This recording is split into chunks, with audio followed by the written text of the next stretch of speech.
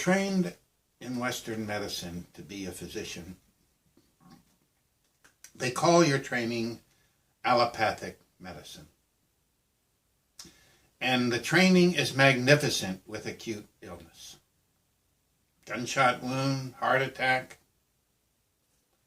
seizure from meningitis. This is a great call for allopathic medicine. It's quick, it's direct, and it's clear on what to do. And there are two other kinds of illness. There's chronic illness, which means it doesn't have a solution. And there's also terminal illness, meaning that you're going to die. And maybe that period that they're talking about is when there is no treatment. They're going to die, there's only presence. And I think this, for me, was when I was seduced by complementary, alternative, integrative, or holistic medicine. They were all new. They weren't really, outside of chiropractic, they were practically unknown in the country. Chiropractic was legal and the rest were illegal.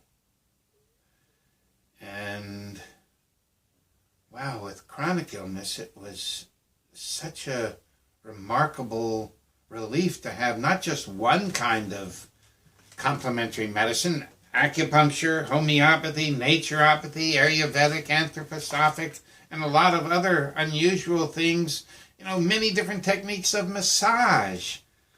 And so there's an addition of hope with chronic illness. I mean, let's particularly take something like mental illness, where it has been dominated by the pharmaceutical industry that charges huge amounts of money for drugs that they lie in their research. I wouldn't trust a drug company to be honest about a psychiatric medication. #1 pills prescribed in the world, antidepressants. I don't even think depression is an illness. I think it's a pharmaceutical company diagnosis. I think depression is a symptom of loneliness. And there's no pill for loneliness. There's affection and kindness and engaging in relationships so that you have a pal. And so it's a teamwork thing. It's not just a teamwork. The doctor does the medicine, the nurse does the doctor's wishes, the aide gives a bath in the bed. No, it's much more holistic, that everyone in the hospital can be a friend to the patient and a friend to the staff and to the people visiting. And then it becomes like a club. I want to make the club so interesting that you're a little disappointed when you have to check out and go home. And when you're sick and you need a hospital, you're going, oh, great, I get to go stay at the hospital for some week or so.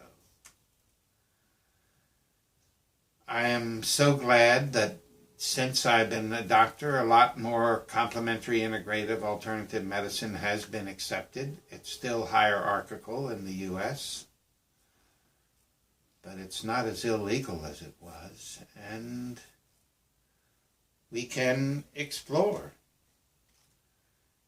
and explore and explore. Cancer therapy is doing that all over the world. I mean, you can go to the Philippines and get psychosurgery, where a magician pretends like they're taking organs out and they don't even break the skin. I've seen films. I bet it helps some people. I'm not suggesting you go to the Philippines for psychosurgery, but be open.